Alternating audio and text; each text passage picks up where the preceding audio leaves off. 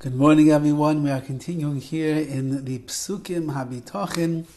Today's verse is in Tehillim Lamed Zayin, number 37, verse Lamed Daled 34. Kaveh el Hashem, hope and strive towards Hashem. Ushmor darkai, and keep His way. V'yoromimcha lareshes aretz, and then you will inherit the earth, or He will exalt you. And then you will inherit the earth, bihi kares rishayim tireh, and you'll see the cutting off of the rishayim of the wicked.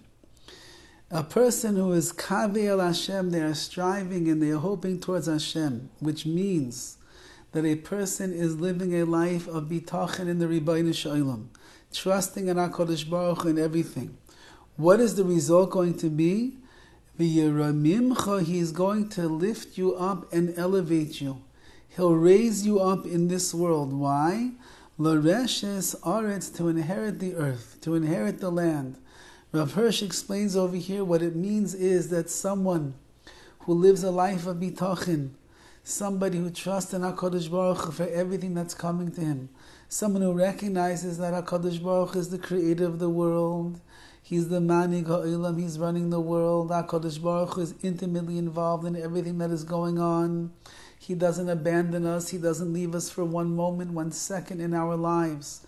And a person truly comes to rely upon HaKadosh Baruch Hu for everything that he needs in life, whether it is for their parnasa, their sustenance, whether it's for food on the table, whether it is for their health, for their success, for getting married, for having children, for nachas from children, whatever a person feels that they need, as long as they're kaveh el Hashem, they are hoping and they are striving towards getting closer to Hashem, recognizing every step of the way that HaKadosh Baruch Hu is the one that is taking care of all of it, then HaKadosh Baruch Hu will raise them up, l'reshes aretz, to inherit the earth, which means all of their dealings down here in earth, in their human relations, in their activities, in everything that they're involved in, HaKadosh Baruch Hu will make it that they will be able to see the light through everything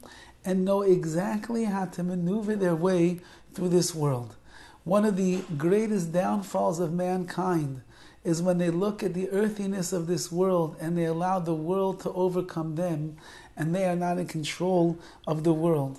One of the greatest challenges of our generation in a world that is mole gashmi, filled with so much gashmius and so much physicality and luxury and earthiness and money and taiva and the like, is that those things tend to unfortunately overrun a person's life and a person loses control in those areas.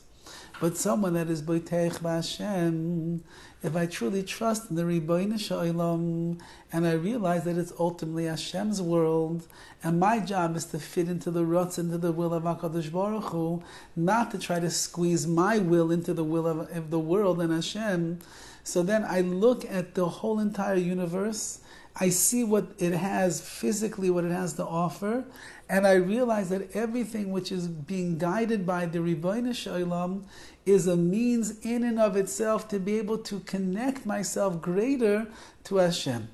I eat not because I want to indulge myself in the pleasures of this world, but rather, if I take something in my hand to eat, I can make a bracha.